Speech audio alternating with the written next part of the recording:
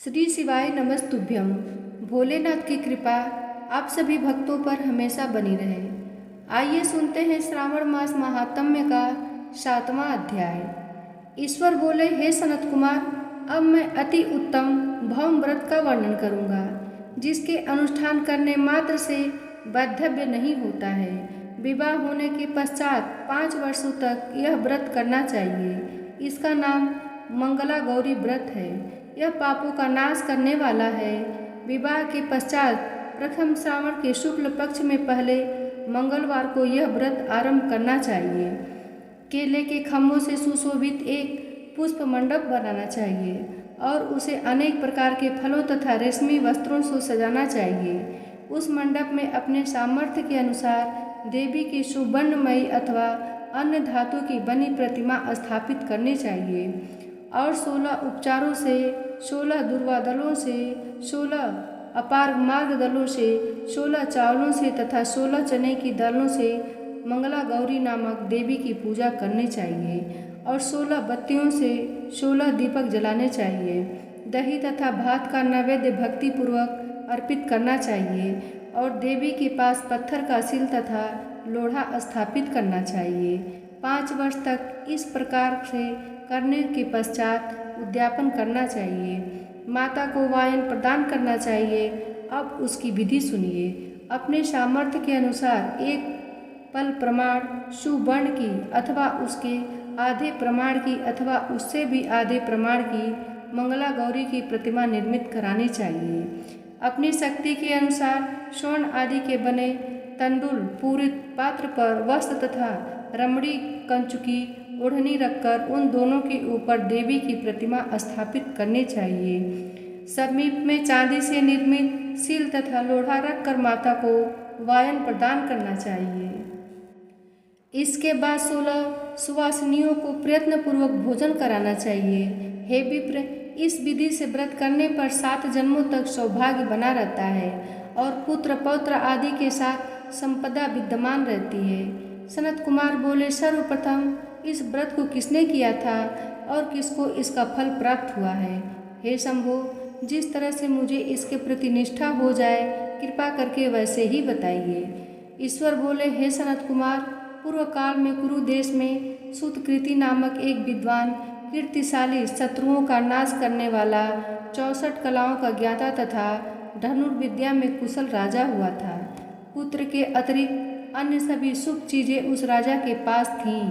अतः वह राजा संतान के विषय में अत्यंत चिंतित हुआ और जब ध्यानपूर्वक देवी की आराधना करने लगा, तब उसकी कठोर तपस्या से देवी प्रसन्न हो गईं और उससे यह वचन बोली, हे सुव्रत, वर मांगो। सुतकृति बोला, हे देवी, यदि आप मुझ पर प्रसन्न हैं तो मुझे सुंदर पुत्र दीजिए। हे देवी, आपकी कृपा से अन्य किसी भी वस्तु का अभाव नहीं है। उसका यह वचन सुनकर पवित्र मुस्कान वाली देवी ने कहा कि हे राजन, तुमने अत्यंत दुर्लभ वर मांगा है, फिर भी कृपावश मैं तुम्हें अवश्य दूंगी। किंतु हे राजेंद्र सुनिए, यदि परम गुणी पुत्र चाहते हो तो वह केवल 16 वर्ष जीवित रहेगा और यदि रूप तथा विद्या से विहीन पुत्र चाहते हो तो दीर्घजीवी होगा। देवी का यह वचन सुनकर राजा चिंतित हो उठा और पुनः अपनी पत्नी से परामर्श करके उनसे गुणवान पुत्र और आयु वाला पुत्र मांगा। तब देवी ने सब भक्ति संपन्न राजा से कहा कि हे नृपनंदन, मेरे मंदिर के द्वार पर आम का वृक्ष है। उसका एक फल लाकर मेरी आज्ञा से अपनी भार्या को उसे भक्षण करने हेतु प्रदान करूं। इससे वह शीघ्र ही गर्भ धारण करेगी, इसमें संदेह नहीं है। प्रसन्न होकर राजा ने वैसा ही किया। उसकी पत्नी ने गर्भ धारण किया और 10वें महीने में उसने देव पुत्र तुल्य सुंदर पुत्र को जन्म दिया। तब हर्ष तथा शोक से युक्त राजा ने बालक का जात कर्म आदि संस्कार किया और शिव का स्मरण करते हुए उसका नाम चिरायु रखा। इसके बाद पुत्र के 16 वर्ष के होने पर पत्नी सहित राजा चिंता में पड़ गए और वे विचार करने लगे कि यह पुत्र बड़े कष्ट से प्राप्त हुआ है। मैं इसकी दुखद मृत्यु अपने ही सामने कैसे देख सकूंगा। राजा ऐसा विचार करके पुत्र को उसके मामा के यहाँ काशी भेज दिया। प्रस्थान के समय राजा की पत्नी ने अपने भाई से कहा कि कार्पटिक का वेश धारण करके आप मेरे पुत्र को काशी ले जाइए। मैंने भगवान मृत्युंजय से पूर्व में पुत्र के लिए प्रार्थना की थी और कहा था, हे विश्वेश, आप जगतपति की यात्रा के लिए मैं उस पुत्र को अवश्य भेजूंगी। अतः आप मेरे पुत्र को आज ही ले जाइए और सावधानी पूर्वक इसकी रक्षा कीजिएगा। अपनी बहन की यह बात सुनकर भांजे के साथ वह चल पड़ा। कई दिनों तक चलते चलते वह आनंद नामक नगर में पहुंचा। वहां सभी प्रकार की समृद्धियों से संपन्न वीरसेन नामक वाला राजा राज्य करता था। उस राजा की एक सर्वलक्षण संपन्न युवावस्था प्राप्त मनोहर तथा रूप लावण्यमयी मंगला गौरी नामक कन्या थी। सभी उपमानों को तुच्छ करके सौंदर्य अभिवृद्धि को प्राप्त वह कन्या किसी समय सखियों के साथ नगर के उपवन में क्रीड़ा करने के लिए गई हुई थी। उसी समय वह चिरायु तथा उसका मामा वे दोनों भी वहां पहुंच गए और उन दोनों ने कन्याओं को देखने की लालसा से वहीं विश्राम करने लगे। इसी बीच विनोदपूर्वक क्रीड़ा करती हुई उन कन्याओं में से किसी एक ने कुपित होकर राजकुमारी को रंडा यह कुवचन कह दिया। तब उस अशुभ वचन को सुनकर राजकुमारी ने कहा, तुम अनुचित बात क्यों बोल रही हो? मेरे कुल में इस प्रकार की तो कोई नहीं है। मंगला गौरी की कृपा से तथा उनके व्रत के प्रभाव से विवाह के समय जिसके सिर पर मेरे हाथ से अक्षत पड़े रहेंगे, हे सखी, वह यदि अल्प आयु वाला होगा तो भी चिरंजीवी हो जाएगा। इसके बाद वे सभी कन्याएं अपने अपने घर चली गईं। वही दिन राजकुमारी के विवाह का था।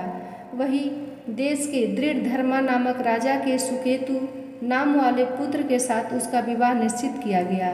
वह सुकेतु विद्याहीन, कुरूप तथा बहरा था। तब सुकेतु के साथ आए हुए उन लोगों ने विचार किया कि इस समय कोई दूसरा श्रेष्ठ वर ले जाना चाहिए और विवाह संपन्न हो जाने के अनंतर वहां सुकेतु पहुँचे। तदंतर चिरायु के पास जाकर उन लोगों ने उसके मामा से याचना की कि आप इस बालक को हमें दे दीजिए, जिससे हमारा कार्य सिद्ध हो जाए। इस पृथ्वी पर परोपकार के समान दूसरा कोई धर्म नहीं है। उनकी बात सुनकर चिरायु का मामा मन ही मन बहुत प्रसन्न हुआ, क्योंकि इसने उपवन में पहले ही कन्या मंगला गौरी की बात सुन ली थी। फिर भी उसने एक बार कहा कि आप लोग इसे किस लिए मांग रहे हैं? कार्य की सिद्धि हेतु वस्त्र अलंकार आदि मांगे जाते हैं, वर तो कभी भी नहीं मांगा जाता। तथापि आप लोगों का सम्मान रखने के लिए मैं इसे दे रहा हूँ।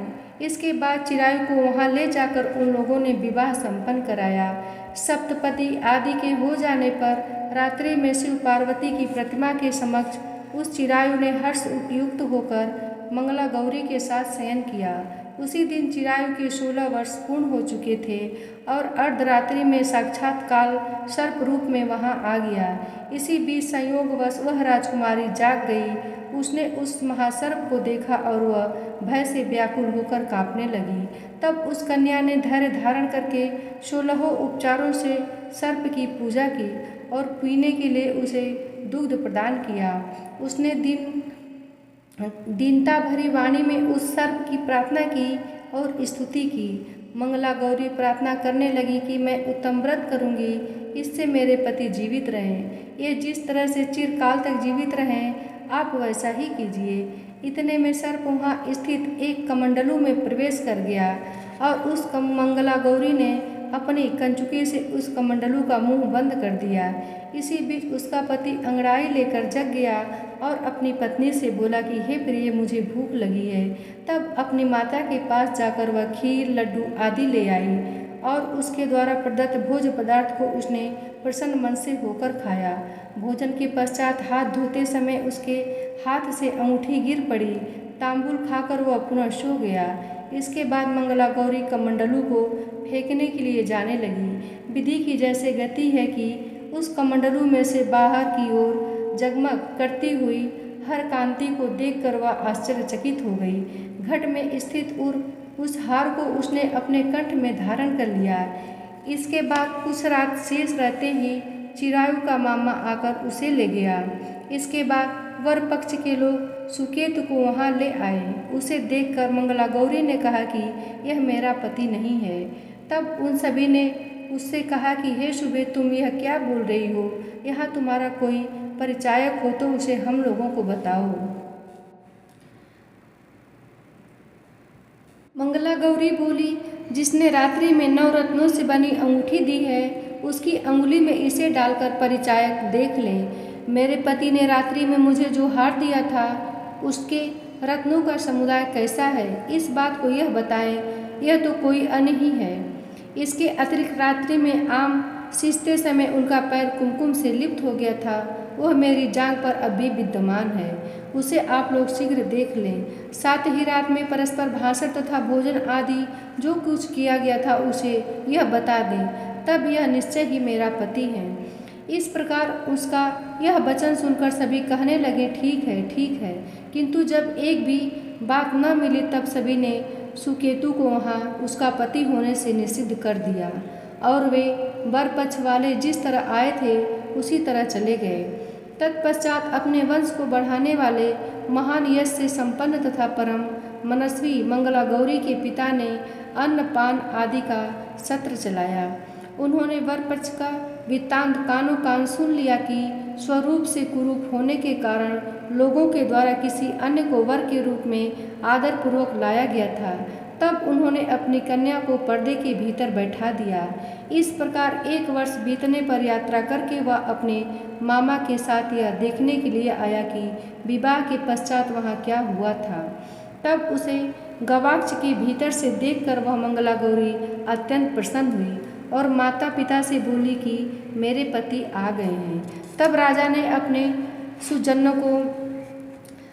सुजनों को बुलाकर पूर्व में कहे गए सभी परिचायकों को निशानी को देखकर मंद मुस्कान वाली अपनी कन्या चिरायु को सौंप दी।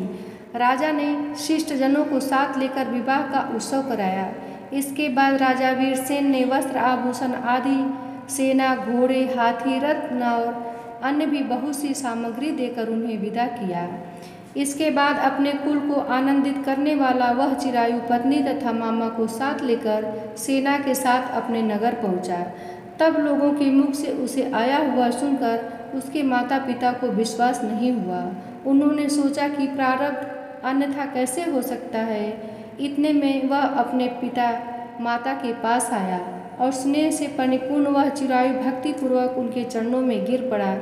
तब उस पुत्र का मस्तक छूकर उन दोनों ने परम आनंद प्राप्त किया। पुत्र वधू मंगला गौरी ने भी सास ससुर को प्रणाम किया। तब सास उसे अपनी गोद में बैठाकर सारा वृत्तांत शीघ्रतापूर्वक पूछने लगी। हे महामुने, तब पुत्र वधू ने भी मंगला गौरी के उत्तम व्रत महात्म्य तथा जो कुछ घटित हुआ था वह सब वृत्तांत बताया। हे सनत कुमार, मैंने आपसे इस मंगला गौरी व्रत का वर्णन किया। जो कोई भी इसका श्रवण करता है अथवा जो कोई इसे कहता है उसके सभी मनोरथ पूर्ण हो जाते हैं, इसमें संदेह नहीं है। सूत जी बोले, हे ऋषियों, इस प्रकार से जिन्हें सनत कुमार को यह मंगला गौरी व्रत बताया और उन्होंने सभी कार्यों को पूर्ण करने वाले इस व्रत को सुनकर महान आनंद प्राप्त किया।